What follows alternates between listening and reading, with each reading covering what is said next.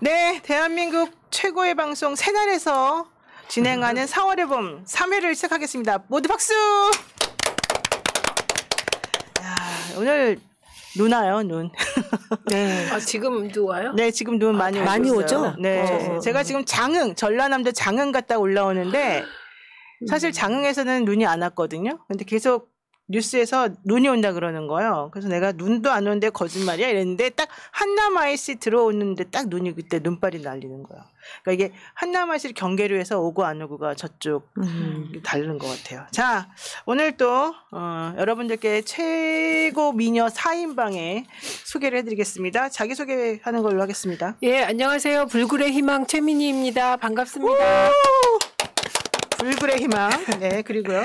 안녕하세요. 윤석열 정권이 키운 투사 승리를 부르는 이름 전현희 인사드립니다. 반갑습니다. 야, 지금 깨달은 건데 전현희 딱 전투적인 전사의 느낌이 딱 나네요. 성이 전사로 거듭나고 전사로. 있습니다. 네, 그리고요.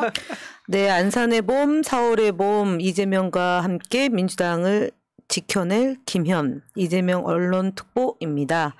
4월의 봄 저희 이 제목이잖아요. 그래서 거기서 땄어요. 저작권을 잠깐 쓰고 있습니다. 네. 괜찮죠? 네, 너무 괜찮습니다. 네. 자, 우리 박수 한번 모두 치고 시작합시다. 지금 여러분들이 우리 화면 보시면서 뭐가 이상하다 저 사람들 느끼는 거 있죠? 이 목도리가, 이 예쁜 색깔의 목도리가 있습니다. 이게 누구가 맞춘 걸까요? 아니면 누가 선물해 준 걸까요? 알아맞혀 보세요. 선물해줬어요. 네, 어느 분이 선물해 주셨죠? 모르죠? 네. 최은경님. 네, 수제 목도리 선물을 목포에 사는 당원님이신 최은경님께서 보내주셨습니다. 우리 4명에게 색깔을 다 달리해서 이름까지 다 지정해줬어요. 색깔을. 그쵸? 저에게는 이 색깔, 또 우리 최민희 의원님께 파랑 색깔, 그 다음에 연보락 베이지색? 뭐라 그래야 되죠? 베이지? 네. 그 다음에 우리 하늘색. 예. 네. 자, 최은경님 혹시 무슨 의미가 있는지 색깔별로 얘기 한번 해주시면 좋겠고요. 만약에 지금 이 방송 안 보고 계시면 나중에 댓글 올려주시면 감사하겠습니다. 자, 어울리나요? 네, 보고 계실 것 같고 제가 팔 다쳤다고 걱정하시는 편지까지. 편지까지. 잘 와. 받았습니다. 정말 고맙습니다. 읽어주시면 안 돼요? 길어요. 조금만 발췌해봐요. 아, 네. 네, 무슨 요지일까요? 꽃 이렇게 넣은- 편지지로 감사합니다. 들어있네요. 목포에 사는 민주당원입니다. 네, 어쨌든 이재명 후보가 대선에서 패배하고 몇 시간을 펑펑 울며 모든 걸 외면하고 살다가 이제 다시 기운을 차렸다. 그 얘기고 이재명이 대통령이 나라에 살고 싶으시대요. 네, 그래서 검찰이 저렇게 괴롭히면 이재명 대표처럼 괴롭히면 자기는 너무 괴로워서 못 살 것 같다. 그래서 저보고 팔도 다치고 힘들겠지만 힘내라는 거고 총선 치를 때까지 험하고 힘든 시간이 되겠지만 지지자들 마음을 믿고 힘내셔서 꼭 승리하라. 와. 이재명 대표님에겐 최민희 의원님에겐 혼과 마음을 다하는 지지자들이 있다. 이 말은 저뿐만이 아니라 김현 의원님과 전현희 의원님께 다 주시는 말씀 같습니다. 네. 예. 최은경 당원님 정말 고맙습니다. 저 빨리 나을게요. 감사합니다. 고맙습니다. 감사합니다. 네. 이 마음이 너무 아름답고 예쁘지 네. 않습니까? 네, 진짜 너무 고맙습니다. 저는 목도리 선물도 처음 받아봐요.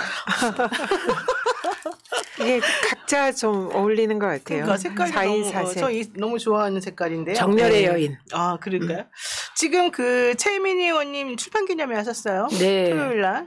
예, 그 와주셔서 감사드리고요. 네. 그리고 우여곡절 끝에 했습니다. 왜 우여곡절이에요?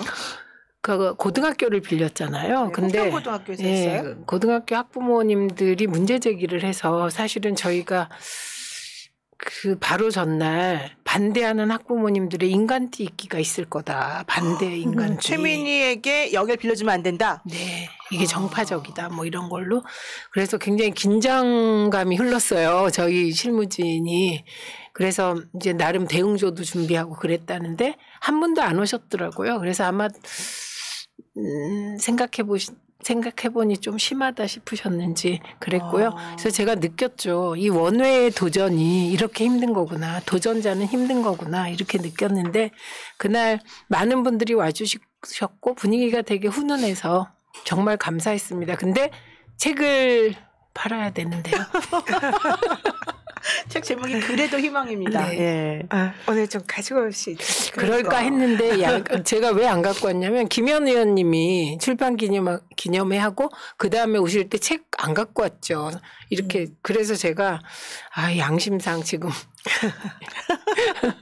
다음번에 두 분 다 가지고 오세요. 후원을 만들어서 후원 계좌를 이제 하는 게 더 김현 필요한 의원 상황인 것 같아요. 그렇군요. 네, 네.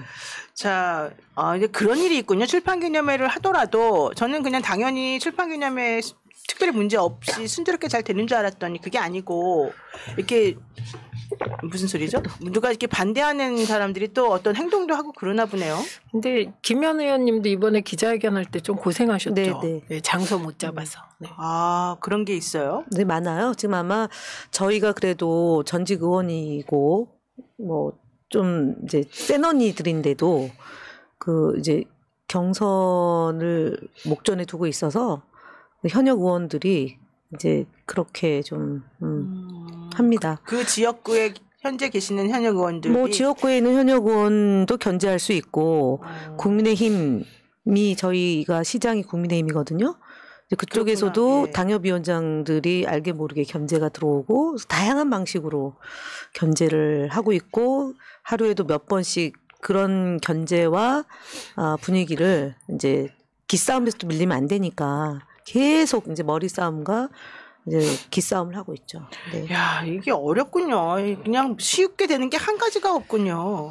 그렇죠. 이게 보세요. 대한민국에서 그 4년마다 한 명 뽑는 게 대통령 선거죠. 4년마다 300명을 교체하는 게 국회의원 선거잖아요. 그러니까 무지무지한 사실 권력 투쟁이 벌어지고 있는 겁니다. 근데 현역은 아무래도 기득권이 있잖아요. 네. 네, 그러니까 현역도 그렇고 시장도 그렇고 그래서 누군지는 몰라요. 그러나 압력이 들어오는 것만 확실합니다.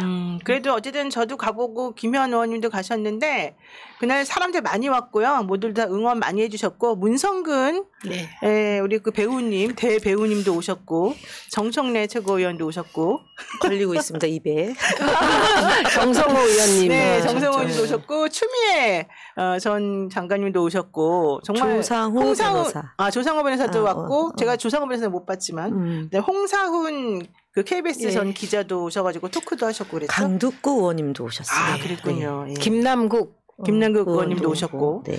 하여튼간 모든 분들이 많이 다 응원해주시고 계시다는 걸 확인할 수 있었습니다. 자, 이제 근황 소개 혹시 또 뭐 근황 소개 하고 싶으신 분 있으세요? 의원님 어떠세요? 전현희 위원장님 어떠세요? 저도 출판 기념회 준비하고 있는데요. 네. 똑같이 좀 힘들더라고요. 일단 현역일 때는 도와주는 분들도 많고 뭐든지 좀 지원을 많이 받는데 이제 진짜 원의 서러움을 느끼고 있습니다. 네, 진짜 두 분 다 준비하시느라 정말 고생 많으셨어요. 그 권익 위원장님 경우는 우리 이제 3년 하셨죠. 네. 근데 이제 위원장님이니까 아마 마지막에 힘들었지만 그래도 공무원들이 이렇게 지원해주고 네. 그 시스템으로 이렇게 활동을 하시고 나와서 경험하는 거잖아요. 네. 지금. 네. 그러니까 네, 저도. 지금 뭐 진짜 비서진도 없고 뭐 네, 저는 기사 자원봉사자들하고 운전해주는 분들도 없고 그냥 혼자서 뚜벅이 하면서 이걸 모든 걸 사실상 이제 제가 직접 다 좀 이렇게 하고 있으니까 하나부터 열까지 굉장히 어려움이 정말 많더라고요. 세상에 세 분은 어쨌든 국회의원도 하셨던 분들이고 대한민국에서 정말 그 나름대로 자신들의 입지가 저는 좀 확고하신 분들이라고 생각했는데 이런 분들마저도 이렇게 힘든 과정이 있군요. 네, 그래서 저는 지금 언론이나 이쪽에서 사실 본래는 공천혁신 그럼 현역을 얼마나 컷오프 시키느냐가 공천혁신인데 그렇죠. 지금 이게 거꾸로 돌아가는 것 같아요.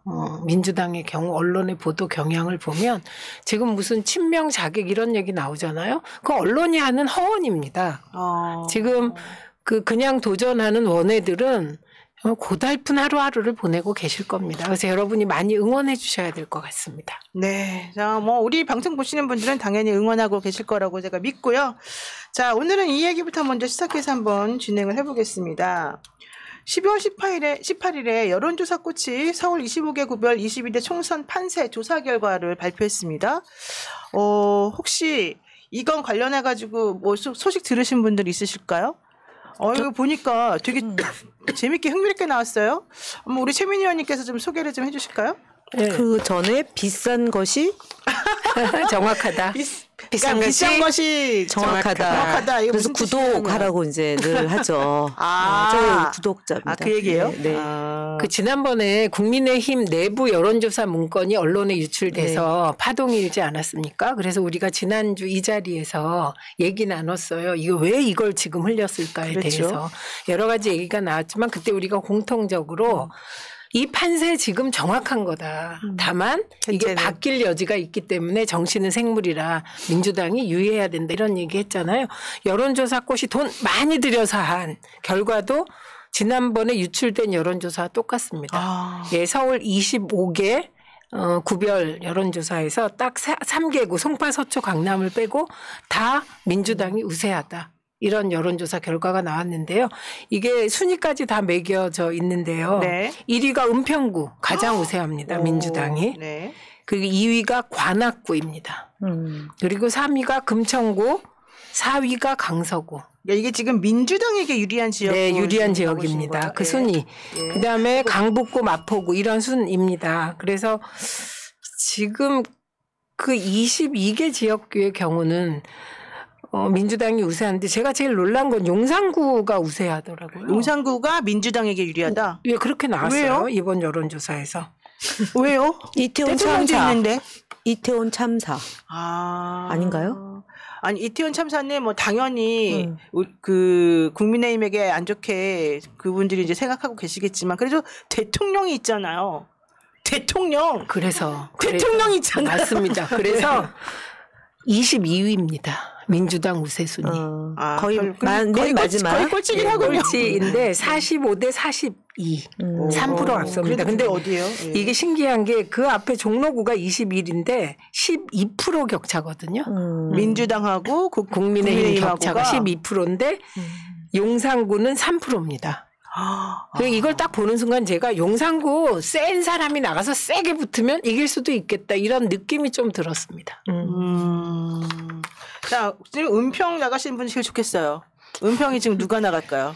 전현희 의원님. 지금 공천권 주는 겁니까? 제가 드릴 수도 있잖아요. 네. 은평 괜찮지 않습니까? 괜찮은데요. 상당히 매력적입니다.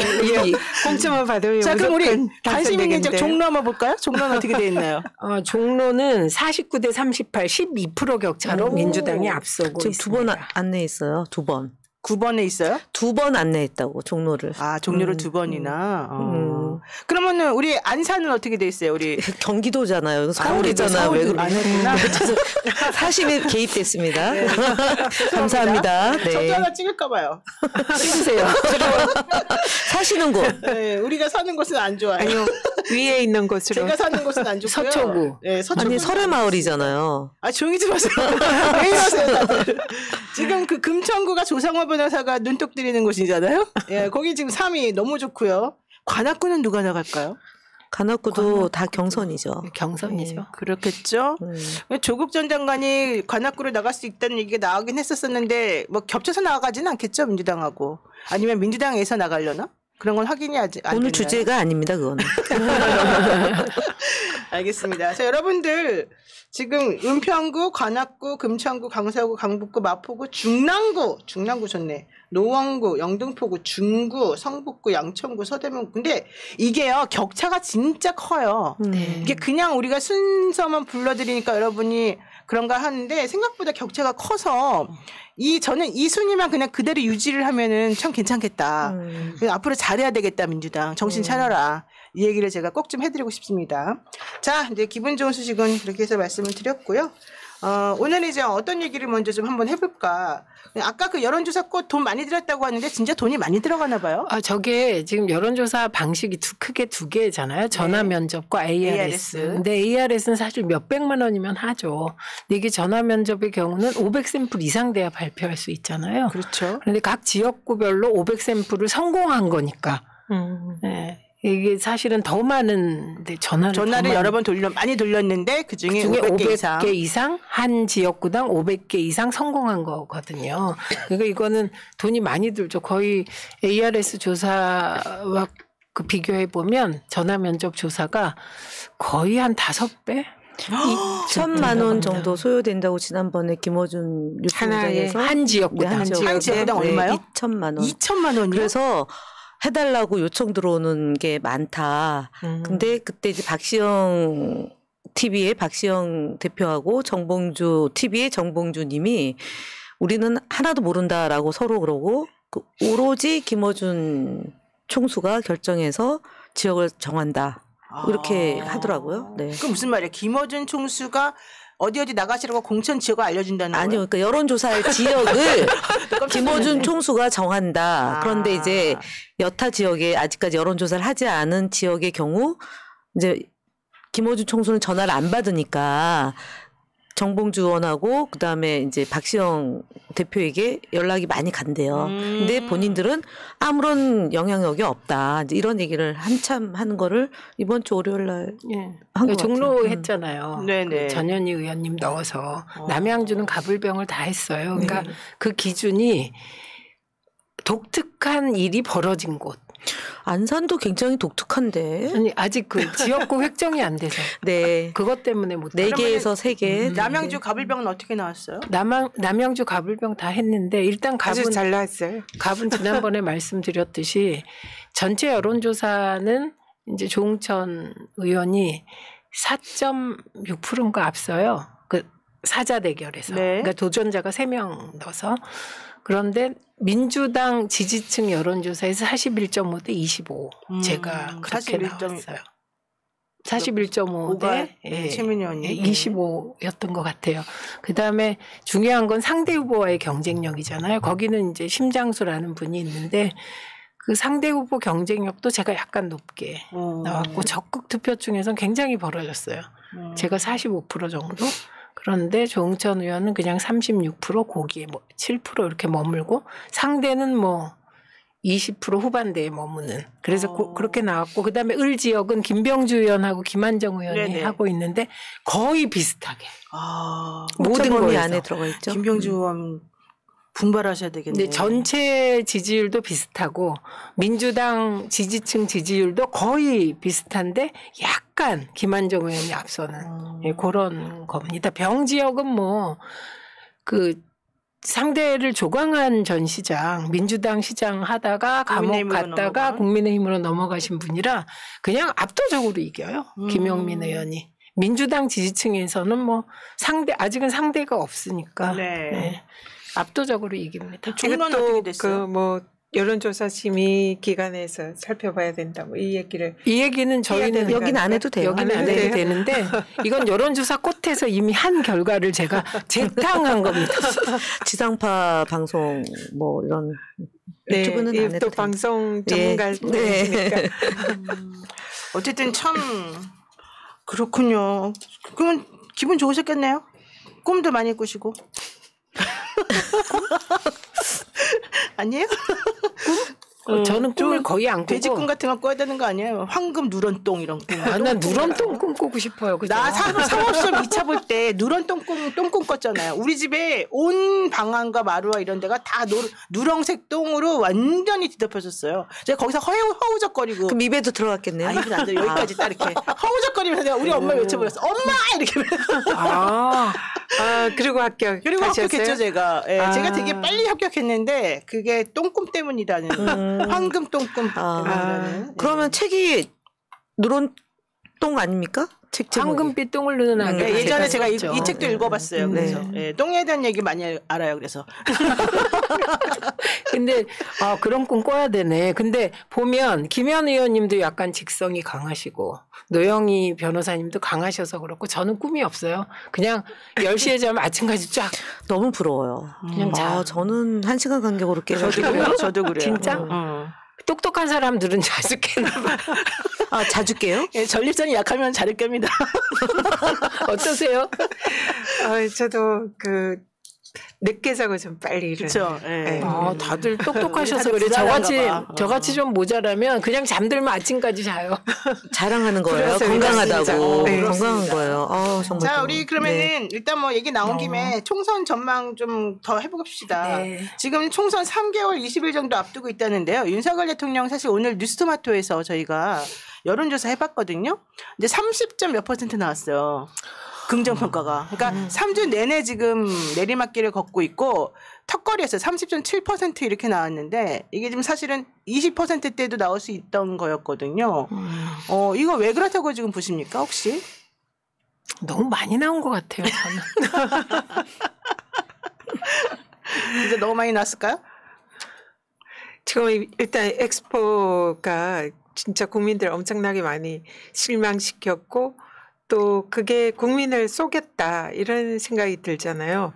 사실상 안 되는 걸 마치 되는 것처럼 부풀려 가지고 국민들을 기만했고 또 뭐 최근에 뭐 그 재벌 총수들 이렇게 데리고 다니면서 떡볶이. 엑스포 가서 부산에 가서 떡볶이 먹방하고 또 심지어 엑스포 전전날에 파리에서 술판을 벌렸다 뭐 이런 보도도 나오고 또 김건희 여사의 디올백 보도 뭐 이런 게 총체적으로 이 윤석열 정권으로 안 된다 이런 게 이제 국민들이 거의 확신을 가지는 단계인 것 같아요. 그래서 말씀하셨듯이 30%도 너무 많다. 진짜 이제는 아마 곧 20%대로 내려가지 않을까. 계속 빠질 것 같으세요?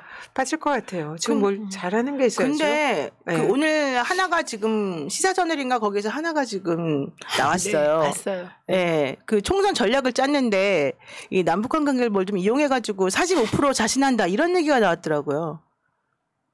표정이 왜 그래? 저 표정이 왜 나오는 거죠? 무슨 척기념같이. 북한하고 적대시했는데 갑자기 남북 대화 해가지고 이산가족으로 간다는 게 그러니까요. 불가능하잖아요. 근데 그런 기사를 보고 제가 사실은 기사 제목만 보고 너무 뜨악해서 안 읽었는데 제가 볼 때는 하다 그런 것까지도 지금 하는데 안 되는 거죠. 지금 뭘 해도 안 되는 그런 상황. 그러니까 기사 제목은 이거였습니다. 이산가족 상봉 추진하고 윤 지지율 45% 달성. 윤곽 드러낸 여당 비대위 홍보 전략. 이게 기사 제목이었어요. 근데 비대위가 있어요 지금? 그래서 이번 주 토요일까지 비대위원장 추대하고 다 정리한다는 거거든요. 그래서 지금 한동훈 장관이 자기 하겠다고 지금 손들었어요. 오늘. 예. 예. 한동훈 장관이 되겠죠? 그죠. 참 그거부터 얘기해야 돼요. 지난주에 우리 내기했잖아요. 언제 그만둘지. 김기현 대표. 제가 맞췄잖아요. 네. 왜 기억이 하나도 안 나요? 무슨 말인지 하나도 기억이 안 나는데. 왜냐면은 저는 그만둔다고 생각. 그만두는데 대통령이 들어온 뒤에 그만둔다 그랬고 저는 3박 5일 사이에 그만둔다고 네. 했어요. 그래서 내기 했었어요. 저도 맞춘 한표 했었거든요. 저도 맞춘 거 아니에요, 그러면? 아니죠. 이분만 틀린 거죠. 그게 아니죠. 노영희 변호사님은 반항한다 그랬잖아요. 이거 보세요. 이겼죠, 그죠? 네. 기억이 안 나지만 어쨌든 맞은 걸로 기억하는데. 뭘 맞아요, 맞기는. 왜 이렇게 자꾸 무섭게 화를 내세요? 너무 귀여워. 아까 똥 얘기하셨는데. 나는 똥꿈을 어제는 또 기분 좋은 꿈 꿨으니까 오늘은 넘어가겠습니다. 근데 어쨌든 중요한 건 윤석열 대통령이 한동훈 장관 어제 사실은 의총에서 비대위원장으로 추대 한 해만 해가지고 생각보다 질질 끌면서 잘 안 됐잖아요. 어제까지는. 그때 그렇게 얘기를 했대잖아요. 한동훈 장관이 내 말을 제일 잘 안 들을 사람이다. 이렇게 말했대잖아요. 누가 그럼 또 쫓아내나요? 윤석열 대통령이. 그러니까 이 사람을 시켜야 된다는 뜻이죠. 말하자면. 나는 그러니까 한동훈이 나의 아바타가 아니다. 이런 취지로. 아니 근데 오늘 보니까 김건희 특검법에 대해서 얘기한 거라든지 그다음에 디올백을 무슨 몰카 공작이다. 이거는 그 말을 안 듣는 방향이 다른 것 같아요. 그러니까 더 심하게. 그러니까 말을 안 듣는 사람인데 자기 소신을 가지고 이런데 반대한다 이런 의미겠죠. 아니 그러면 그동안 그 검찰총장 때 주고받은 카톡은 뭡니까 그러면? 난 몰라요. 나한테 물어봐. 나는 카톡 안 진행하시는 분이 진행해 주셔야죠. 계속 그 얘기만 하면 이렇게 발뺌하시면 곤란해요. 저 그렇게 살아요 그냥. 다른 방송에서 소신껏 하시더니. 아니 근데 제가 기다려보세요. 하나 더 말할 게 있어요. 한동훈 장관은 그렇게 말했잖아요. 그랬는데 공장 얘기했잖아요. 네. 이수정 교수는 그 가짜. 명품백은 가짜다, 가짜일 수 있다 이렇게 말했잖아요. 그래서 제가 그 이수정 교수는 프로파일러라면서 사실 확인도 안 한다. 이런 얘기가 나올까봐 백화점에서 찍었잖아요. 그 명품백 사는 것부터 찍었어요. 영수증까지. 그렇죠. 그러니까 무슨 프로파일러가 팩트 체크도 안 하고 그 결론부터 그렇게 얘기하시니까. 아니 그거 더 나쁜 거예요. 왜냐하면 가짜면 뭐 받아도 되나? 아니 그렇죠. 저는 그건 그런 너무- 합법이 주랭랑친 분하고 좀 비슷한 것 같아요. 김행. 또 한 분 있잖아요. 이동관. 아, 그럴 수도 있겠네요. 어쨌든 하여튼간 말 안 듣는 사람이라고 하면서 나는 그 말이 좀 포인트가 있었어요. 대통령이 어떻게 비대위원장이 내 말을 잘 듣고 안 듣고 이런 말을 어떻게 할 수 있죠? 그런 언급 자체를? 당무 개입이죠. 네. 그리고 또 한동훈 장관이 윤석열 아바타가 아니냐 이제 이런 지적이 있으니까 거기에 대해서 나는 뭐 누군가를 맹종한 적이 없다. 뭐 이런 얘기를 했었죠. 부정하는 거예요, 그러면? 부정하는 그래서 거 벌써? 제가 그 얘기를 들으면서 그런 생각이 나더라고요. 윤석열 대통령이 검찰총장 시절에 나는 사람에게 충성하지 않는다. 아주 유명한. 그래서 그걸로 국민들을 사실상 사기로 이렇게 국민들을 이렇게 매료시킨 거 아닙니까? 근데 똑같은 느낌이 들더라고요. 나는 누군가에게 그러면은- 맹종한 적이 없다. 거의 비슷하잖아요. 비슷한- 그러면은 워딩을 네. 만들어주는 사람이 그러니까 이게 한 번 속았지 이제 국민들을 두 번 속지는 않을 거라는 거죠. 아니 네. 근데 그 말 해놓고 즉시 본인이 부정하셨다고 저는 생각을 하는 게 김건희 특검법을 악법이라는 취지로 말하고 그다음에 디올백 사건을 그거 몰카 공작이라고 얘기를 했잖아요. 근데 그거 전문가 아니세요? 그렇죠. 최민희 몰래카메라. 어떻게 이거 어떻게 보세요? 몰카 공작. 최민희 의원 의식한 거 아니에요, 이 말? 아우 또 무섭게 그러지 마세요. 제가 두 대에 어차피 뭐 걸쳐서 그럴 수는 한 번 한 없습니다. 거면 쭉 그냥 그렇게 가세요. 이거 뭐예요? 몰카 공작. 왜 갑자기 한동훈 설명을 좀 들어보겠습니다. 혹시 뭐 남양주에 출마하려나 이분? 아, 그럴 수도 있겠네요. 남양주 갑? 어쨌든 설명 좀 해주세요. 몰카 공작이 뭐죠? 아니 몰래카메라로 공작했다 이런 거예요. 네. 예, 그러니까 이거는 완전히 그 명품백을 우리가 흔히 저거 함정 취재냐 아니냐를 가지고 얘기를 했잖아요. 근데 사실 함정 취재라고 보기 어렵다. 그래서 그게 사라졌어요. 그러니까 한 걸음 더 나가서 몰카 공작이라고 얘기를 한 거예요. 그러니까 저 얘기는 미리 모든 자락을 다 깔아줘서 저는 저 인식이 이런 생각을 했어요. 아, 윤석열 대통령에게 논리를 제공하고 제가 보기에 그 어거지 법적 그 논리 구성을 해준 게 한동훈 장관이었구나. 이런 저 혼자의 그 심증이 굳어졌습니다. 역시 어디까지나 역시 공작이야. 심증입니다. 조금 전에 하나만 소개시켜드리면 안 될까요? 해주세요. 박현탁 5만 원 하셨거든요. 박수. 근데 안산 분이세요. 어머나. 야. 어머 저 어떻게 죄송한데 다 아세요? 박현탁. 지지자신가 봐요. 아니 안산 아무것도 안 써있는데. 아니 이미 올라갔어요 스크롤에 5만 원. 근데 아니, 그러니까 박현탁 박현탁이라고만 님이라고 써- 네, 있어요. 네 이분이 5만 원 냈어요. 아니 근데 안산이라고 이분 안산 분이에요. 아니 박현탁은 남양주에도 있는데 아니 안산 분이에요. 이미 이전에 저에 대해서 막 좋은 글 쓰고 이분이 외치는 구호가 악이거든요. 근데 그 뒤에 5만 원이 들어왔어요. 박현탁님 누구에게 바치는 돈인지 일단 올려주세요. 노영인지 정연인지 최민희인지 그냥 아니면 그냥 어쩔 수 없지 김현인지 꼭 좀 올려주시고 다른 분들 좀 분발해 주세요. 지금 안산분이 쏘셔가지고 김현 의원님 얼굴이 막 이렇게 올라가 있는데요. 남양주 갑에 계신 분 좀 올려줘 보시고 종로에 사시는 마을도 아니 우리도 있는 필요 없어요. 일단 빨리 꼭 올려주시길 바라고요. 여기 진지한 얘기하다가 참나 아니, 죄송합니다. 이거 좋아요. 우리 보고 아줌마 스타일이잖아. 그거 괜찮은데 어쨌든 지금 한동훈 장관은 진짜 정말 그 치사하게 나 이런 말 하면 안 되는데 변호사가 변호사답지 않은 말을 막 하네. 어쨌든 좀 볼썽사납게 그런 뭐 악법 이런 얘기를 막 하고 그러니까 사실은 좀 옳지 않고 게다가 무슨 공작이라뇨. 무슨 맨날 북한설 뭐 무슨 설 음모론 맨날 이런 거 좀 안 하면 안 돼요? 아 근데 웃기는 게 그러면 영부인이 공작이라고 합시다. 공작에 넘어가면 됩니까? 아니 그러니까 저희 집 앞에 아파트가 공작 아파트예요. 와 김현 화이팅. 요즘 아주 왜 그래요? 진짜 너무 잘해요. 너무 잘해. 네, 좋습니다. 저는 공작새가 좋아요. 공작새는 남자가 이렇게 예쁘다고 안 그랬나요? 맞아요. 그렇죠. 네. 남자 공장님. 그러면서 넘어가죠 주제를. 그럴까? 아니 이거 하나 더 해야 돼요. 한동훈 장관 오늘 패소할 결심 이거 우리가 성토를 한번 해야 됩니다. 그 법무부하고 윤석열 대통령하고. 저는 가장 무능한 법무부 장관 같아요. 어떠세요? 제가 그 얘기 좀 해주세요. 오늘 결론이 났나요? 그 기사를 못 봤습니다. 항소심에서 네. 윤석열 후보 시절에 윤석열 검찰총장이 이겼습니다. 그 진짜 말도 안 되는 법무부가 일이죠. 패소했어요. 윤석열 그러니까 대통령 검찰총장 처음부터 재직 당시 정직 2개월 징계 처분 취소해달라면서 그때 소송됐었잖아요. 그래서 네. 추미애 장관 계실 때 그 법무부 쪽 변호사들이 잘해가지고 원고 패소됐었잖아요. 네. 그 정직 2개월도 모자르다 더 해야 된다 뭐 이렇게 원래는 판사님이 말했던 건데 이긴 변호사들을 문자로 딱 해임을 다 시켜버리고 한동훈 장관이 다른 변호사들을 대면서 아무것도 안 해가지고 판사님이 한마디 했다는 거잖아요. 그 도대체 당신들은 소송을 어떻게 한다는 거냐. 그런데 결론적으로 오늘 뒤집었어요. 그러니까 정직 2개월은 안 된다. 취소해라. 이렇게 나왔어요. 이거 어떻게 보십니까? 패소할 결심을 한 법무부 장관이 사실 이제 이 소송을 이끄는 거는 국가소송은 법무부 소관이잖아요. 그러니까 처음부터 이제 정말 질걸 작정을 하고 변호사들 다 갈아치우고 진짜 누구에게 맹종하지 않는다든 법무부 장관이 법무부 장관의 자격이 없다 이렇게 보입니다. 어쨌든 그 소송에서 이기려고 하는 것은 변호사나 법조인의 가장 어떻게 보면 본능이잖아요. 최선을 다하는 거.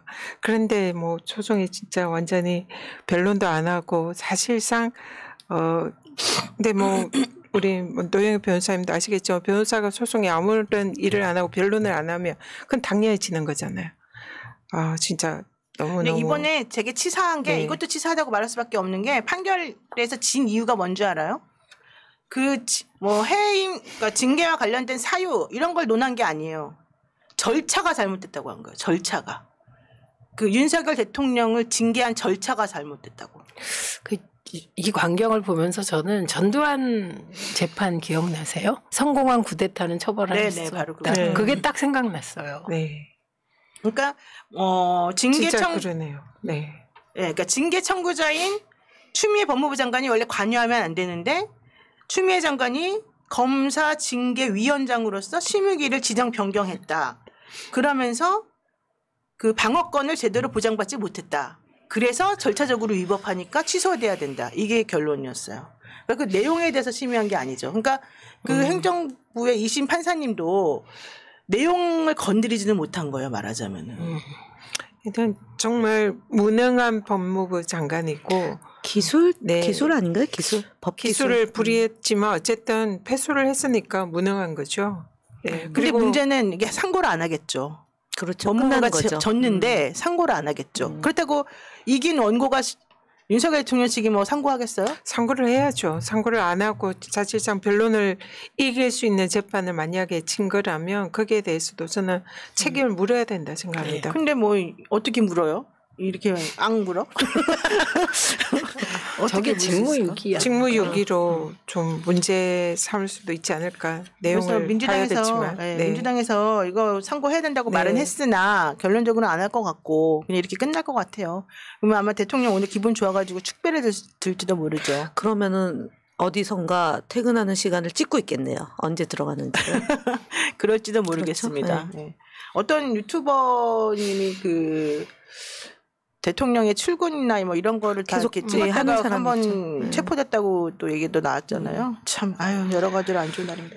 어쨌든 한동훈 장관 일단 능력이 일단 소송 관련된 능력이 없는 것으로 일단 결론을 내는 것으로. 오늘까지 하고 그만두고 비대위원장 하려고 했나 보네요. 그러니까 설왕설래가 있는 것처럼 하지만 결국은 오늘까지 책임지고. 사실 그래서 어제 일정을 취소했잖아요.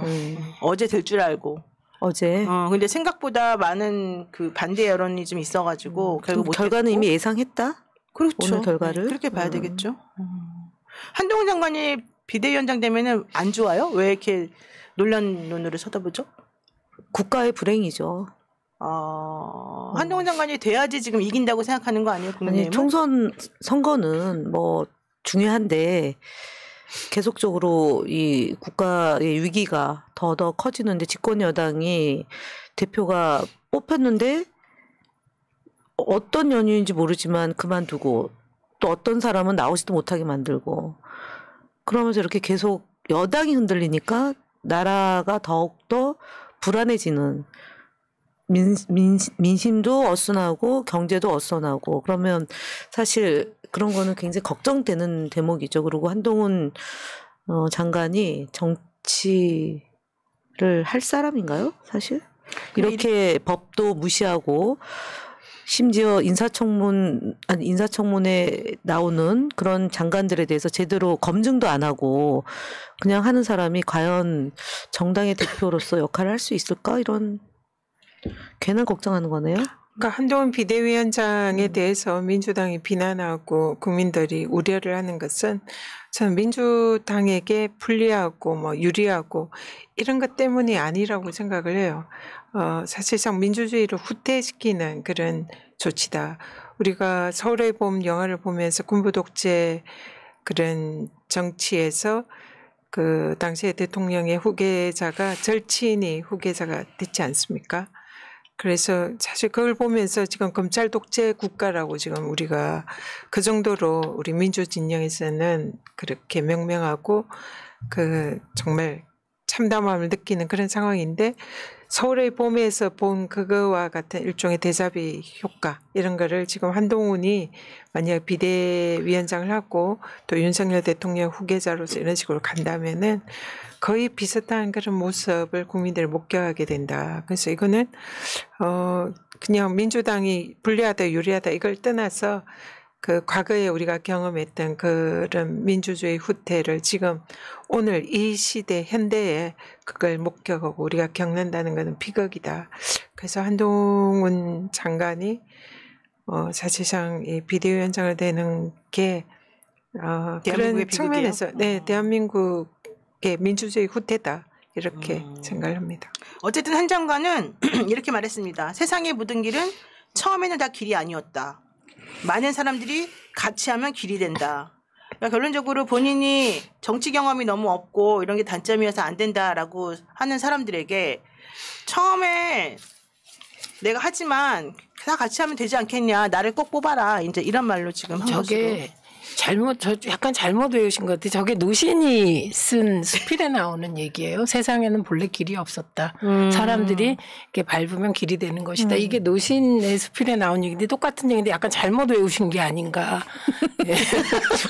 오늘 계속 아니 한동훈 장관이 잘못 네. 그냥 요지만 외웠다가 기억을 정확히 못한 게 아닌가 이게 그런 생각이 들고 그 길은 새로운 길이 아닙니다. 이미 전두환과 노태우가 걸었던 길이고요. 네. 군부에서 하나회가 순서 정해놓고 했던 그 길이고요. 그리고 말하자면 전두환의 노태우 같은 존재인 거기 때문에 새로운 길 가는 거 절대 아닙니다. 네. 제가 덧붙이면 그 청와대에서 나와서 용산에 이제 그 대통령 직무를 시작하니까 모든 게 처음이었던 거잖아요. 용산 시대라는 게 처음이니까 다 뭐 첫인데 이분이 한동훈 장관이 또 새로운 길을 얘기하는 건 그럼 이전에 당대표나 비대위원장이 숱하게 거쳐간 자리에 꼴랑 비대위원장을 하면서 그게 무슨 새로운 길 운운하는 것은 본인이 이제 본인 중심으로 세계관이 거기서 시작이다라는 개념 아닙니까? 근데 저는 그러니까 왕이 또 하나 나오는 거 아닌가? 그러니까 이거는 뭐 우리가 왕조 시대에도 익히 봐왔던 세습 과정이고요. 그러니까 권력의 세습을 지금 보고 있는 것이라 뭐 저는 저런 인식은 전혀 동의가 안 돼요. 그리고 그러면 한동훈 국민의힘의 한동훈 비대위원장이 된 것이 정치에 어떤 영향을 미칠까? 당장의 국회에 어떤 영향을 미칠까? 이런 생각 안 해볼 수가 없는데 우선 첫째 제가 제일 궁금한 사람이 한동훈 비대위원장이 되면서 이준석은 어떻게 할까? 27일 탈당을 예고한 상태잖아요. 캐비넷은 어떨까요? 또. 그러니까 그래서 그 여러 가지 생각을 해보면 그중에서도 특히 저는 민주당에 대해서 시사하는 바는 있다고 생각해요. 왜냐하면 한동훈 장관이 위원장이 되면서 윤석열 대통령의 의도는 명확해진 거예요. 흔히 총선 승리가 목표라고 하지만 이건 총선 승리를 위한 카드는 아닌 것 같아요. 총선 승리를 위한 카드는 민주당의 소위 돈봉투 관련해서 민주당을 다시 검찰 수사로 옥죄고 다른 방식을 쓸 것 같고, 그리고 남북 간에 좀 불안 요인이 생기고 뭐 이런 쪽일 것 같고, 이 한동훈 비대위원장 건은 친윤 정당을 만들기 위한 포석 같아요. 그러니까 이게 총선 승리와는 조금 거리가 있을 것 같아요. 근데 이렇게 되면 저는 민주당에 주는 한 가지 효과는 긍정적이라고 생각해요. 민주당 내에는 늘 타협파가 있습니다. 저는 그 타협의 길이 이미 민한당의 길, 대통합 민주신당 80석 얻었던 그 길의 흐름이 있다고 생각하는데, 한동훈이라는 사람을 비대위원장으로 내세우면서 이건 야당에 대해서 선전포고를 한 셈이에요. 싸울 거야. 야당하고 싸워. 이렇게. 예, 그런 거기 때문에 민주당의 타협파, 소위 협치를, 아무리 윤석열 대통령이 탄압해도 민주당은 협치해야 된다는 그분들의 입지는 줄게 되는 거죠. 그래서 선명 야당의 길로 가는 데는 긍정적인 영향을 줄 거라고 봐요. 그러니까 지금 이제 저희 민주당이 후보 검증을 하고 있고 그 검증이 굉장히 날카롭게 지금 진행이 되고 있거든요. 근데 일각에서는 무슨 반명 비명만 어떻게 한다 이렇게 얘기하는데 그것 아니고 전방위적으로 지금 이제 날카롭게 현미경 검증을 하고 있다 이런 말씀을 드리는데, 이런 거죠. 바로 한동훈 직전에 이제 김홍일 방통위원장, 검사 출신의 방통위원장을 하는 것을 보수 언론에조차도 우려했는데, 지금 한동훈 비대위원장 체제는 더 한 거잖아요. 멈추라고 얘기한 건데 비대위까지 가는 상황이기 때문에, 그럼에도 불구하고 말씀하신 것처럼 물불 안 가리고 검찰 공화국, 그다음에 특수부 검사 출신들로 포진시키는, 결국은 이후에 뭐 정계 개편을 해서라도 뭔가 주도권을 잡겠다라는, 그러니까 실력으로 안 되니까 검으로, 캐비넷. 예, 옛날에는 총칼로, 군부 독재에서 총칼로, 지금은 검으로, 검사의 검으로, 그렇게 캐비넷으로. 예, 캐비넷으로. 그러니까 한동훈 장관이 가지고 있는 여러 가지 정보를 이번 선거에서 충분히 이용할 것이다. 존재 자체가 이제 이미 여당에게도 그런 그러니까 메시지가 여당, 가는 야당 거고, 모두에게 이용할 야당에게도 것이다. 있다. 네. 오, 걸릴 거 없으세요? 세 분 다? 아니 뭐 이분은 1년 6개월 탈탈. 탈탈 털렸거든요. 저는 이미. 7개월 탈탈. 네, 여기도 털렸잖아요 이미. 네. 그 방통위 위원. 네네. 7개월 7일 탈탈. 여기는 1년 6개월 있다 나왔습니다. 검찰 압수수색 5번, 감사원 감사. 물론 저를 한 건 아니지만 방통위가 그렇게 당할 때 저도 다 제출했거든요. 그리고 그렇죠. 저희는 뭐 예, 그렇습니다. 예. 야, 그럼 세 분은 정말 깨끗하겠네요. 깨끗한지는 모르겠지만 탈탈 털렸다. 그런데 살아있다. 살아있다. 네, KBS에 있을지 모르죠. 뭐가 있을까? 예, 한동훈 장관의 경우에 제가 최근에 좀 이상한 그런 게 있었잖아요. 뭐 지방에 법무부 소관 업무가 아닌데도 전국을 다니면서 뭐 행사를 하고, 그때 이제 뭐 또 사진 찍는다고 업무 끝나고 행사 끝나고 난 뒤 뭐 사진 5시 찍고 3시간 또 연기하고. 근데 그런 게 이제 결국은 이 전국적인 뭐 선거에서 이렇게 활동을 할 수 있는, 쓸 수 있는 그런 형태를 만들려고 짜여진 각본과 시나리오로 뭔가 해왔다, 이런 생각이 들거든요. 근데 제가 좀 문제를 제기하고 싶은 건, 한동훈 장관이 현역 법무부 장관이잖아요. 그러면 저 같은 경우를, 저는 이제 우리 권익위가 행동강령 주무부처이기 때문에 굉장히 철저히 하는데, 지방 행사를 갑니다. 가면 그래도 이제 좀 얼굴이 알려져 있기 때문에 똑같이 뭐 행사 오면 사진 찍으려고 하고 그런 게 있잖아요. 네. 그러니까 사진 찍겠다고 이렇게 있으면 저 같은 경우는 사진을 안 찍어요. 왜 양해를 구해요. 지금은 공무로 왔기 때문에 사진 찍으면 안 됩니다. 그래서 물론 뭐 한두 명은 찍을 수 있지만 그렇게 여러 명이 찍겠다고 하면 그걸 50명이었어요. 찍겠다고 서 있는 사람이랑 사진을 찍게 되면 그거는 행동강령 위반이에요. 아, 행동강령에 그런 게 써 있어요? 사진 찍으면 안 된다? 그는 왜냐하면 공직자들은 그 사적인 업무에 그 공무원들을 사용을 하면 안 돼요. 그렇게 하려면 그 시간은 그리고 또 공무에도 그런 일을 하면 안 돼요. 그러면 그 시간에 비서라든지 운전기사는 퇴근을 시키고 혼자서 자기의 사적인 업무를 해야 돼요. 그렇기 때문에 그런 공무에 그런 공무원들을 동원하고 그 공무원들의 시간을 이용해서 사진을 뭐 3시간에 찍는 거는 공무원 행동강령 위반이라는 거죠. 그리고 공무원 중립 의무 위반이고. 그래서 당연히 그는 찍겠다고 하더라도 지금 업무 중이라 곤란합니다. 안 됩니다 하고 거절을 하고 와야 되는데 그거를 언론들은 그런 면을 보도를 안 하고 와, 한동훈 장관 인기 있다. 근데 우리 뭐 최민희 의원님이나 김현 의원님이나 정치인들은 이렇게 가면 지방이나 뭐 이런 데 가면 사진 찍자고 하는 분들 많거든요. 그렇죠. 네, 근데 한동훈 장관은 처음 당하니까 그게 모르겠어요. 신기해서 그런지 뭔가 난 이렇게 인기가 있어라고 하고 싶어서 그런지 모르지만 그걸 또 언론이 그걸 기사화하고 이런 걸 보면서 띄우고 있구나. 그 일례로 6.25 기념식 때 네. 사진 찍다가 본인 핸드폰 분실해가지고 네. 경찰 맞아, 동원해서 찾다가 거기서 현장에서 주워간 사람이 다음날 파출소에 갖다 줘서 그 찾았잖아요. 근데 그분이 핸드폰을 굉장히 소중하게 여기는 분이잖아요. 그렇죠.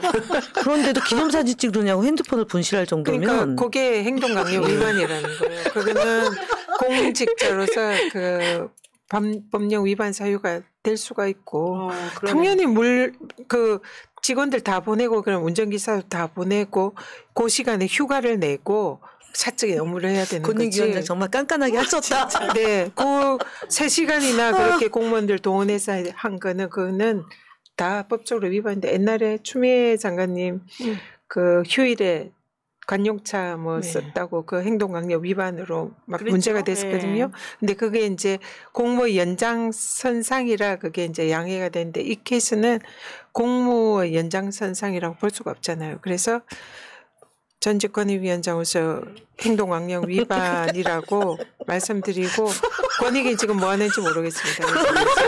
권익위원장님이 지금 방통위원장 인사청문회 하잖아요. 아직도 안 그만두셨어요. 그러니까 국무회의 직무 참석하시고 유지인 거죠. 낮에는 인정 준비하고 밤에는 권익위하고 진짜 나라가 진짜 무전 한번 나라가 이거 한번 피켓해야 되나요? 진짜 엉망진창이에요. 한동훈을 조사하라. 새는데 우리 3명이서 한번 출동 한번 근데 하시죠. 권익위가 네. 어디 세종에 있죠. 네. 그게 참 그래요. 여기 있었으면 이미 갔을 텐데. 저희가 그래서 하도 권익위가 지금 너무 엉망진창이라 권익위 한번 피켓 들고 가야 되나 그 생각을 하고 있어요. 혹시 가게 되면 다음에 우리 같이 함께. 그러면 그때 사회 노영희 변호사가 네, 변호사님 새날에 현장 생중계하는 걸로. 진짜 나는 근데 이 얘기는 지금 사실은 전현희 전 위원장님한테 처음 들어요. 한동훈 장관이 그때 그 기차표를 3시간 연기하면서 사진 찍어주느라고 정신없었다. 3시간 맞아요? 원래 45분 아니에요? 3시간 아니었어요? 저는 알기로는 5시인데 5시 45분으로. 아, 그래요? 45분이요? 45분으로. 정확히 합시다. 나 모릅니다. 네, 네. 이게 정확한 건데.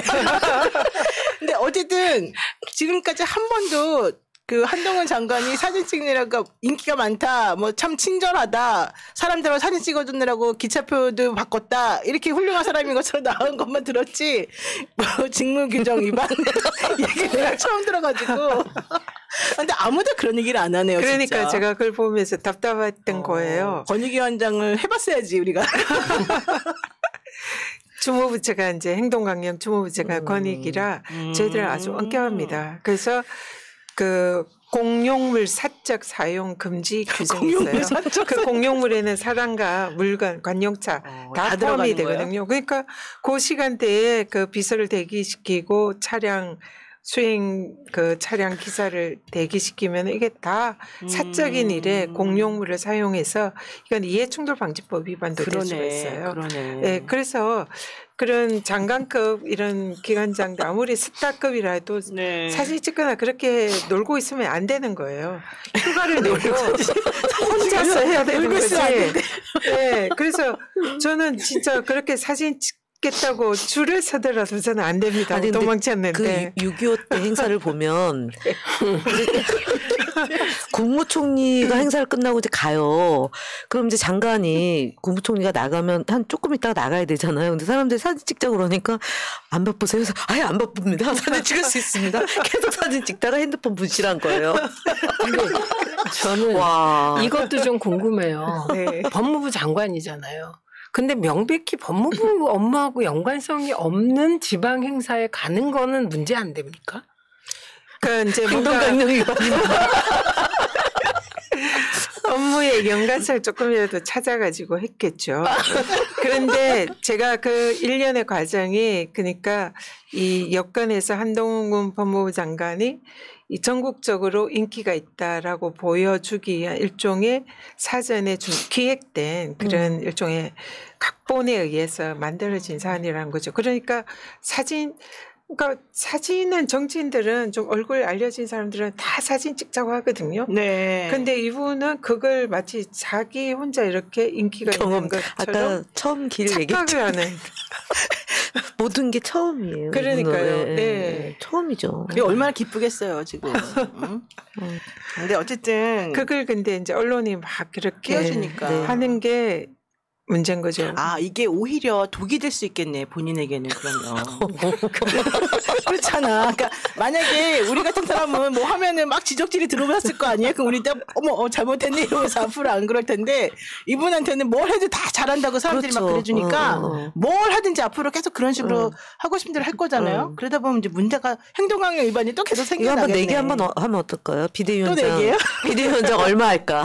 얼마 갈까? 오 끝까지 가겠지. 저는 그래도. 총선까지 갈 거라고 봅니다. 총선까지요? 네. 아. 이유는 대통령의 전폭적 지지 아래. 네, 그 사모님도 지지하시겠죠. 네. 자, 저는 좀 달라요. 달라? 그럼 네. 얘기하세요, 그냥. 저는 왜 또 꼬리를 내려요? 좀 달라요. 내기해요, 그러니까. 저는 올해 못 갈 것 같아요. 진짜 왜? 응? 왜요? 그냥 그렇게 생각이 들어요. 아니, 올해라는 게 뭐 얼마나 올해를 말하는 거예요? 저는 그러면 비대위에 또 비대위. 그러니까 왜? 아니 이유가 있을 거 아니에요. 정치를 너무 모르니까.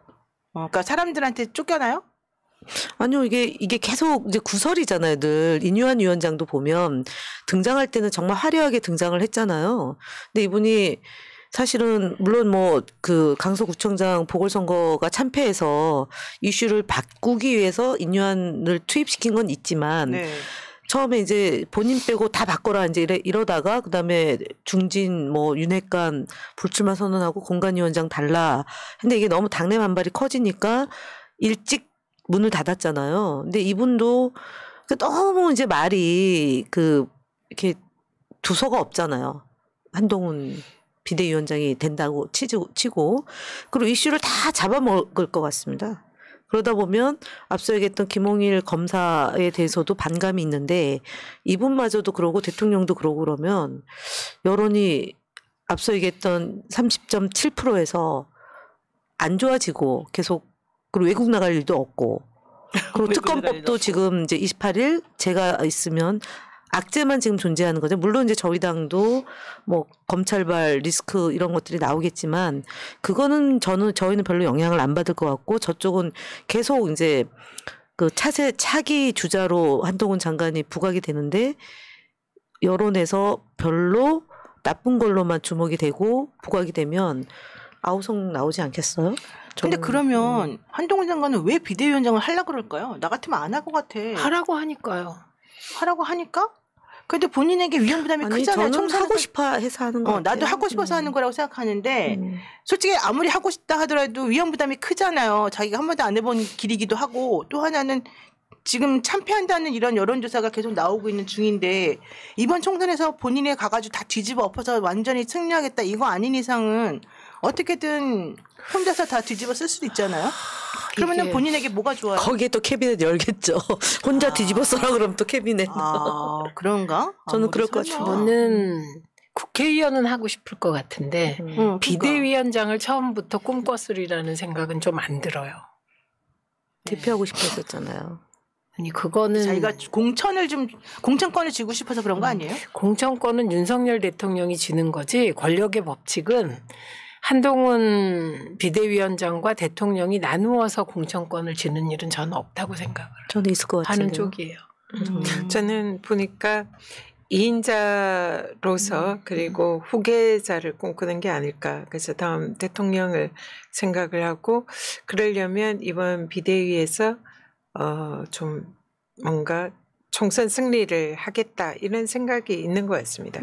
그냥 단지 윤석열 당이 아니라 내가 하면 총선 승리를 할 수 내가 있다 하면 이런 이긴다. 자신감이 있는 것 같고요. 근데 그게 이제 상당히 착각일 가능성이 높다는 거죠. 지금 아까 제가 말씀드린 사진 막 찍으러 막 이렇게 오는 걸 보면서 이제 막 자아도취 나 이렇게 인기 있나 보다 이런 생각을 하게 되는 거. 그리고 뭐 여러 가지 이제 사실 법무부 장관의 법조 기자들은 그동안 좀 검찰에서 법조 기자들과 그 관계는 정치인과 정치부 기자들 관계하고 좀 다르잖아요. 좀 일방적으로 그런 이제 검찰의 법무부 장관이나 검사들이 좀 굉장히 친밀한 관계 그리고 좀 칭찬해주는 그런 기사를 많이 쓰는데 익숙해져 있던. 그래서 윤석열 대통령도 처음에 그게 익숙해가지고 그러려니 생각을 하고 도스태핑을 그냥 당당하게 했다가 그렇죠. 굉장히 이제 혼나고 그걸 그만두셨잖아요. 그래서 아마 한동훈 장관도 그런 거에 익숙해져 있어서 자신감이 많다. 계속 기자들이 그렇게 해줄 거다 생각을 하지만 막상 정치에 들어오면 결코 그렇지 않을 거다. 그래서 쓴맛을 볼 거다. 그래서 네. 저는 결론은 우리 김현 있죠. 의원님 결론에 저는 동의합니다. 중간에 그냥- 그만둘 가능성이 그냥 있다. 이제 내피셜로요. 미운 털이 박힌 것 같아요. 누구한테요? 그래서 누군가에게 민주당 아니 국민의힘 내에서 아니요. 누가 누구에게요? 한동훈 V1에게 미운털이 바뀌었다 이거 아니에요? V에게 응. V와 VV잖아요. V가 너무 많아서.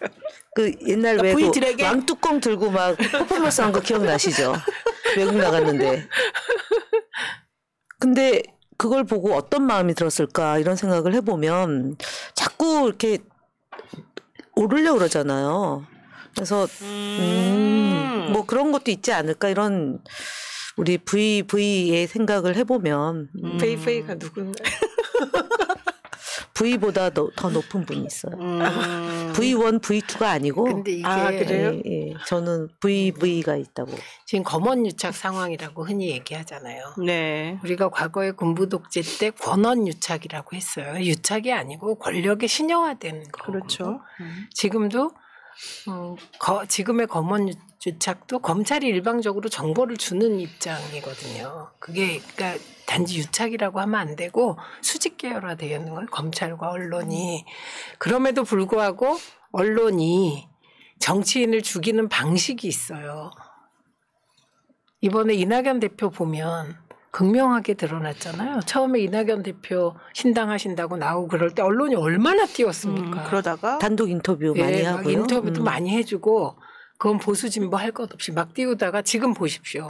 마치 이건 나폴레옹이 섬에서 나와서 그 파리에 입성하기까지 극적인 그 프랑스 언론의 보도 같은 그래서 완전 이낙연 대표가 지금 곤두박질 치는 그런 보도를 보는데 한 달이 안 걸린 거예요. 그래서 처음에 민주당에도 그런 오류에 빠지는 경우가 많은데 언론이 집중적으로 조명을 해요. 이 오류는 누구나 다 빠진다는 얘기를 드리는 거예요. 한동훈 장관뿐만 아니라 민주당의 의원들도 조선일보에서 나를 인터뷰하는 거예요. 아니 제가 아니라. 저는 뭐 할 리가 없죠. 그 당사자를. 네, 당사자를.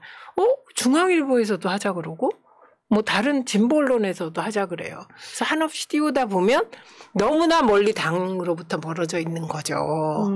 네, 그래서 이게 언론뽕. 참 헤어나기 힘든. 헤어나기 어려운 언론뽕을 맞다가 네. 폭 싸그라진다 이거죠. 그렇죠. 왜냐하면 그때 중심을 수 있는 사람이라면 안 당하는데 사람이 그런 경우 굉장히 드문 것 같고 그렇죠. 지금 사진 얘기하셨잖아요. 갑자기 어느 날부터 사람들이 막 사진을 찍자고 하는 거예요. 그럼 취한다는 거죠. 네. 그리고 좋아요뽕. 리트윗뽕. 리트윗뽕. 네, 그냥 화상입니다. 금방 사라집니다. 네. 근데 잘하면 계속 지속되잖아요, 최민희 의원님. 저는 실수를 안 하잖아요. 그러니까 재미가 없어요. 그 김현희 의원님 자꾸 긴급 질문이 있는데 이거는 뭐예요? 회원 가입 기간 11개월 이렇게 하신 분들은 뭐예요, 이게? 기간을 늘린 거 아닌가요? 저도 이거 보면서 이건 궁금했는데. 모르겠네. 아까 박현탁님만 나는 기억이 아니 그건 나는데. 현금을 주셔가지고 제가 김현 거꾸럼 현금이니까 그건 알겠는데 이건 11개월은 뭔지 뭐예요? 잘 모르겠는데. 네, 답변해 주세요, 푸나님. 11개월 동안 회비 내는 건가요? 그런 것 같아요. 네. 기간을. 근데 이분이 갑자기 올라오는 이유가 뭐냐는 거죠. 기간을 추가적으로. 이분이 그러면은 그러니까 회원 가입을 11달을 하겠다고 하는 거니까 10,000원이면 11만 원이 낸 거고 예를 들어 2만 원 갑자기? 회원이면 그전에 회원이 안 22만 원. 그러니까 그냥 그레이드를 기간을. 올린 거일 수 있을 것 같아요. 최원규 님이 답변을 해주면 좋을 것 같은데. 그렇게 올리면 저는 이렇게 지금 올라와요? 10,000 얼마짜리 회원인데 어. 그걸 제가 한번 찾아볼까요? 아니 그거 찾지 마세요. 네, 알겠어요. 이제 시간이 다 돼가는데. 시간이 끝났어 이미. 아니에요. 10분 더 하라 그랬어요. 이제 여쭤볼게요. 주제 바꿔서 땡 해주세요. 하나만 바꿔드릴게요. 땡 하세요. 땡 해주세요. 오늘 저는 아니, 오늘 왜 이렇게 무섭게. 예, 그쵸. 어쨌든 이거 분명하게 할 필요가 있는 것 같아요. 내년 4월 총선의 시대 정신은 민생 파탄, 평화 네. 위협, 네. 민주주의 후퇴 시킨 윤석열 정권 심판입니다. 시대 정신이. 근데 그건 이제 슬로건처럼 이렇게 어쨌든 큰 화두로 가는 거고 네. 구체적인 내용으로는 어떻게 총선 전략 그런 게 없어요 지금. 아니 이게 구체적으로 어떻게 해요? 윤석열 정권 심판 이게 가장 중요한 전략적인 기준이 되는 거죠. 그러니까 제가 아까 민주당 내 두 개의 세력이 늘 있는데 어떤 세력이 힘을 발휘하냐에 따라 총선의 방향이 달라진다. 대통합 민주신당적 성향이 있는 분들이 당의 주류가 돼서 선거를 치르면 그건 2008년 상황처럼 그때 슬로건 기억하세요? 2008년? 기억 안 나요. 기억이 안 나잖아요. 그러니까 그냥 타협이니까. 기억나세요? 2008년도 2008년에 국회의원하셨잖아요. 네, 네, 기억 안 납니다. 안 나요. 기억 안 난 게 지금 정답 아닌가요? 아니 2008년 거를 갑자기 어떻게 아니 2008년 국회의원 하셨고 우리는 2012년도에 혁신과 통합하고 민주당이 해가지고 국회의원 해가지고 모르겠어요. 2012년도에 뭐가 있었어요? 근데 뭐야 그래서 정권 교체. 정답이 뭐예요? 아니 그래서 윤석열 정권 심판 그래서 그 민생 파탄에 대한 대안 네, 그렇게 가는 거죠. 네, 맞습니다. 하나하나. 우리 예. 최민희 의원님 말씀이 예. 맞는 게 예. 이번에 민주당의 전략은 민생 그리고 윤석열 정권 심판 예. 딱 이 두 축이라고 나는 봐요.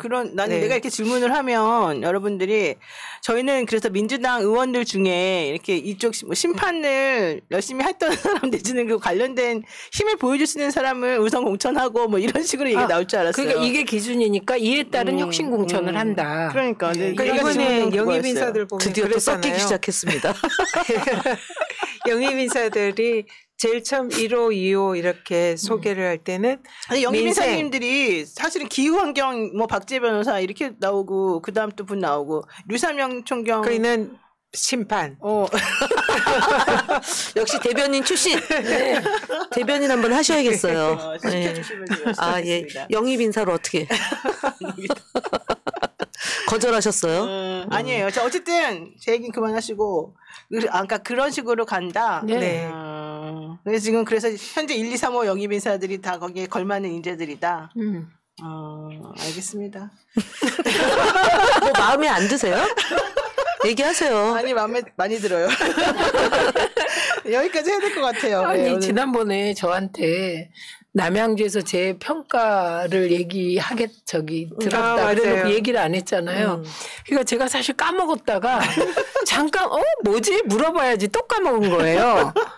그런데 얘기를 안 해주니까 어머 안 좋은가 보다. 그리고 안 물어봤거든요. 근데 그게 아니었던 거예요.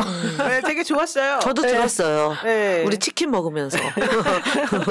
되게 좋았어요. 네, 평판이 좋더라. 내가 안 좋을 텐데 물어봤는데. 근데 이제 마감해야 되는데 사실은 노영희 변호사가 심리학 박사잖아요. 네, 박사 수료. 네, 그래서 저분이 막 웃으면서 얘기해도 이렇게 있어요, 뭐가. 제가 머리 좋다고. 아니, 머리도 좋고 뭐가 있어요. 그러니까 이번에 얘기가 맞는 것 같아요. 네. 네. 알겠습니다. 네. 살짝 제가 맞는 걸로 합니다. 뭐든지. 오늘 시작이 똥이었잖아요. 아까 질문이 제가 초록색 회원가입 11개월 이게 뭐였냐 물어봤더니 많은 분들이 대답을 해주셨어요. 그분이 이번 우리 방송 들으시면서 이제 회원가입을 그렇게 한 분들이 올라갔나요 봐요. 그래서 아까 그분은 11개월짜리 회원가입 하신 분이고 이분 앞에 또 한 번 올라오셨는데 제가 그분은 잘 잊어버렸어요. 근데 어쨌든 안산뿐만 기억하는 치사함 김현애 박현창님 제가 그래서 기억하잖아요. 박순자도 있었다니까요. 근데 그분이 계속해서 안산에 김현 의원 칭찬을 진짜 올리는 거예요. 네. 자기 이름 색깔은 칼라로 하면서 빨간색으로. 내가 깜짝 놀랐어요. 근데 제가 아까 그랬잖아요. 전현희 의원을 지지하는 분이나 최민희 의원 지지하는 분도 올려달라 안 올라오는 거예요. 남양주 사시는 분이나 종로 사시는 분이 안 계신 거 아닌가. 좀 안타깝네요. 두 분? 네, 분발하겠습니다. 네. 최민희 의원님? 분발하겠습니다. 네. 자, 어쨌든 오늘 이렇게 또 즐겁고 화기애애하게 제 똥꿈 얘기 또 한 번 또 해드릴 수 있을 것 같아요. 제가 지난주에 독감 감기 걸려가지고 꿀쩍거리 죄송합니다. 그럼 이제 마무리하면서 그럼 여러 번 꾸었어요? 아니에요. 아니 어떻게 하면 그런 꿈 꿔요? 이렇게 묻는 거예요 지금? 아니. 여러 번 안 꿨고요. 그래서 제가 이제 중요한 순간순간마다 꿈을 이렇게 중요한 똥꿈을 꿔요. 네, 근데 어쨌든 그때 정말 이 누렁색 똥이 너무 예쁜 황금색이었고 온 집안을 다 이렇게 막 다 가득 메워가지고 그때 제가 방 2개 거실 하나인 집에 살았는데 그 방이랑 거실이랑 화장실까지 다 이게 출렁출렁 거려갖고 제가 거기서 이제 빠져가지고 이렇게 헤엄치는 모습. 황금똥에. 황금똥에. 네, 그랬었어요. 냄새는 안 나나요? 냄새가 안 나고 너무 예뻤어요. 황금똥은 냄새가 안 나. 진짜로 그랬어요. 네, 그리고 어제도 사실은 제가 좋은 꿈을 하나 꿨는데 그건 제가 나중에 얘기를 해드릴게요. 저한테 파세요. 근데 어저께 너무 좋아서 내가 남한테 절대 못 팔아. 자, 어쨌든 여러분 오늘 우리 방송 또 시청해주셔서 감사드리고요. 이 3명의 여전사들이 꼭 원하는 뜻하는 바 모두 이루길 바라고 여러분들도 같이 똥꿈을 꿔주시기 바랍니다. 이러면은 또 여러분 이 세 분이 또 원하는 바대로 국회 입성하시고 즐거운 일 많이 겪으실 것 같습니다. 왜 또 똥꿈을 꾸라. 오늘 가서 똥꿈을 한번 꿔보는 아니 근데 진짜 이게 되게 중요해요. 이 사람들 기를 모아가지고 해줘야 되거든. 당연하죠. 네, 염원이라는 게 있어요. 사람의 염원. 네. 네. 자, 여러분. 우리 다음 주에 만날 때까지 다 각자 무슨 꿈 꿨는지 하나씩 알려주시면 감사할 것 같고요. 비싼 게 정확하다. 네, 비싼 게 정확하고 좋다. 네, 회원가입하세요. 새날 회원가입해주세요. 알겠습니다. 자, 한마디씩 인사 마무리. 저는 했어요. 회원가입해주세요. 자, 똥꿈 꿉시다. 저는 네, 구독 좋아요 부탁드립니다. 네. 여러분 모두 고맙습니다. 모두 행복한 밤 되시고요. 네, 저희는 또 다음 주에 뵙겠습니다. 고맙습니다. 고맙습니다. 민주주의 평화 통일 다 죽어간다. 이대로는 놔둘 수 없다. 자, 다시 한번 해보는 거야. 자, 다시 한번 싸우는 거야. 자, 손 맞잡고 어깨를 걸고 우리 함께 이기는 거야. 자, 다시 한번 해보는 거야. 자, 다시 한번 싸우는 거야. 자, 손 맞잡고 어깨를 걸고 우리 함께 이기는 거야. 자, 다시 한번 해보는 거야. 자, 다시 한번 싸우는 거야. 자, 손 맞잡고 어깨를 걸고 우리 함께 이기는 거야. 자, 다시 한번 해보는 거야. 자, 다시 한번 싸우는 거야. 자, 손 맞잡고